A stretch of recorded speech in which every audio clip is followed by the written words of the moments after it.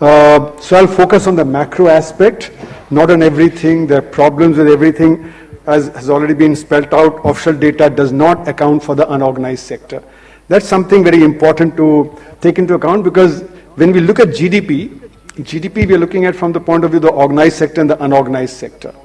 And in my when I looked at the paper which gave the new methodology for the 2011-12, new GDP series, I found that 29 of the 38 subsectors of the unorganized sector, the data is from the organized sector, is not from the unorganized sector. That means you're not including the unorganized sector in the calculation of the GDP numbers. And I think we need to focus on the GDP numbers, because that is one number which tells us the state of the economy, the prosperity of the individuals. So we need to be very clear about that. And what, as Mr. Yashwant Sinha has already spelled out, I'll not go into details. We have the various indicators, annual survey of industries, index of industrial production, motor vehicle sales, sales tax, corporate sector growth, and service tax. All these are running down, and these are the factors that are used to measure the unorganized sector. And they all come from the organized sector. They don't come from the unorganized sector. So in other words, independent of the organized sector, we don't know what the contribution of the unorganized sector to GDP is. So to assume that the unorganized sector is contributing the same way as the organized sector is an incorrect thing. Similarly, when we get this data of 5%, 4.5%, 6%, 5.8%, these are quarterly estimates. And for quarterly data, the database is even smaller. Very few sectors, and especially in the industrial sector, we have only 300-400 companies whose current data has come in the stock market. So that's all that is there. So definitely the quarterly data does not include the unorganized sector data at all. So we are only using the organized sector to estimate the unorganized sector, which is a mistake. Next slide, please.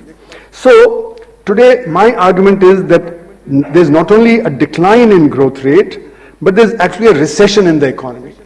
Because if we include the unorganized sector separately, and for that we need to look at the data. So IIP is down, core sector is down, freight traffic is down, retail trade is down, sectors like auto are down in negative growth rate, FMCG growth rate is down, tax collections are less than the budgeted estimates. In the budget we estimated that the tax collection would rise 12%, but if the economy is growing much less, naturally the tax collection would also grow less.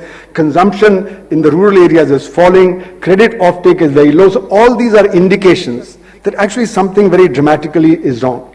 Investment rate is down because the capacity utilization data put out by RBI shows that capacity utilization is going down. And that's representing only the organized sector, not the unorganized sector. So when we think about the organized and the unorganized sector, what we find is that it got hit. The unorganized sector got hit first by demonetization, because the unorganized sector is the one which works with cash, and when there's cash shortage, then that sector gets hit. Similarly, the GST, even though it exempts the unorganized sector, hit the small scale and the unorganized sector, because the unorganized sector not being registered does not get input credit. It cannot give input credit. And then there's a reverse charge mechanism which it gets hit by. So three reasons why the unorganized sector demand shifted to the organized sector. And I'll only quote the pressure cooker industry chairman, Mr. Jagannathan, last year. He said in his annual report that we have 5 units in the organized sector and 25 units in the unorganized sector, and demand has shifted from the 25 units to us. So we are growing very well, but the unorganized sector is declining. And this kind of report has come from various sectors. So in other words, both GST and demonetizations hit the unorganized sector unambiguously. It started declining, but the organized sector was rising. So we cannot say because the organized sector is rising, therefore the unorganized sector is also rising. All the methods that have to be changed to be able to incorporate the unorganized sector.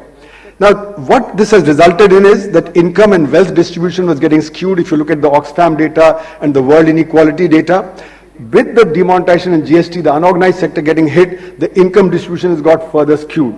And therefore, the poor people have suffered even more. And this is something which is continuing. And the government thought that the black economy would be hit by demonetization. But the test for that would be the tax GDP ratio should have risen. The direct tax GDP ratio has not risen. The overall tax GDP ratio has not risen. So we cannot say that the black economy has been hit as a result of these steps that the government took. Next, please. So the question is, Our problems today are because of the policy shocks that have come in the economy in the last 3 years. These are not cyclical factors. These are structural factors because of the way the unorganized sectors got hit in the economy.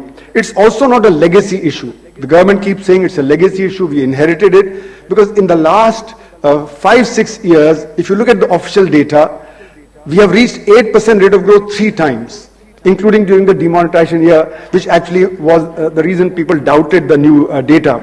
But if we've been hitting 8% rate of growth repeatedly, then it's not a legacy issue. It's something that has been created post the 8% rate of growth that was there. And what is it? As Mr. Yashwant Sinha pointed out, it's a demand shortage that has created the problem, and that began from the unorganized sectors, and therefore what happened was that the unorganized sectors went down, and that then affected slowly the other thing, the organized sector. And what has also happened is that our attempt to digitize, they cannot deal with digitization, they cannot deal with formalization. So the continuing attack on the unorganized sector, and that is something we need to take into account. Next, please. So, problems, acute economy, growth rate, employment, budgetary calculations, government data which was not released, consumption data which is released, data which is not released.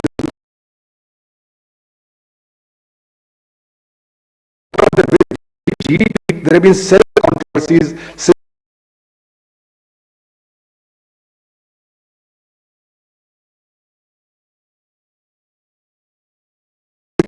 That has gaps. Companies don't.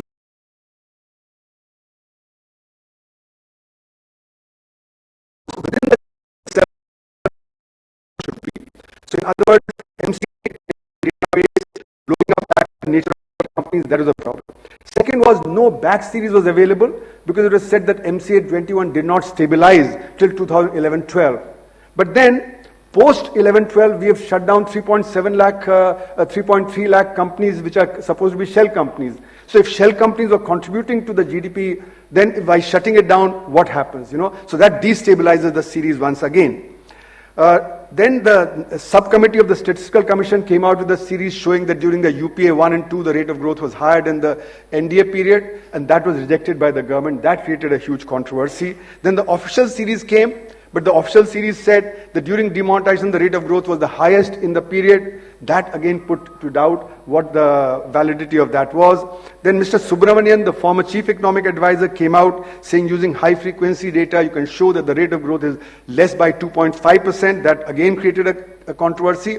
And then finally, the NSO, they did a survey of the MCA 21 companies, a select set of companies, and they found 38.7% were out of survey. So either they were not at the address, either they were not producing what they said they were producing, or they'd been shut down. So that brings again to doubt the MCA 21 series, and if that doesn't stabilize, then there's a problem. So in other words, there are 7 different controversies on GDP, and now we're going into the next set of base change from 2021-22 without actually sorting these issues out. So these controversies will continue and so on. So what should policy focus on? I think rather than tax cuts, as has been said, and concessions to the organized sector, we need to increase investments in the economy. So expenditures would have been better. And we need to focus on the unorganized sectors and rural areas first. So farmers' incomes have to be given a boost. Higher allocations are needed for MGNREGS. And there's a need for a scheme like MGNREGS for the urban areas, which doesn't exist at the moment.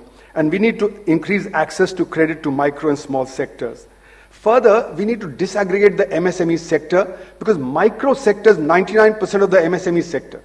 So when we say policies for MSME, it doesn't mean we have policies for micro sector, it's for small and medium sector. It doesn't benefit the micro sector. So we need to disaggregate the MSME sector into micro separate and small and medium separate. GST, I think, needs a major reform because it's structurally flawed. It's not simply implementation problem. By July 2019, in 2 years of operation, there were some like 1,400 changes that were brought about or judgments that came which brought about changes. So the massive confusion even for the organized sector, how to deal with GST. The problem is that the benefit of computerization is mixed up with the benefit of VAT when we are thinking of GST. And that two should not be mixed up. VAT is very difficult to implement for the small and the unorganized sector, but computerization can help. So I think what I have suggested, I've been suggesting is that we need to go for a GST, which is a last point tax like in America, so that we can collect from 5% of the units 95% of the tax. 95% can go out of the system, and that will simplify GST. There are huge income and wealth disparities, so we need to go for wealth tax, estate duty, and gift tax to raise additional resources. And even George Soros first said in 2012 that the rich in America need to pay more, and he was supported by the European rich from Italy, France, and Germany. He said otherwise capitalism would not survive. And he said that again some 7-8 months back. So we need to raise direct taxes and cut the indirect taxes on basic and essential goods and services. And these additional resources can then be spent further on the unorganized sector and the rural infrastructure like health, education, drinking water, communication, etc., etc. And we can discuss these further. Thank you very much for your patience.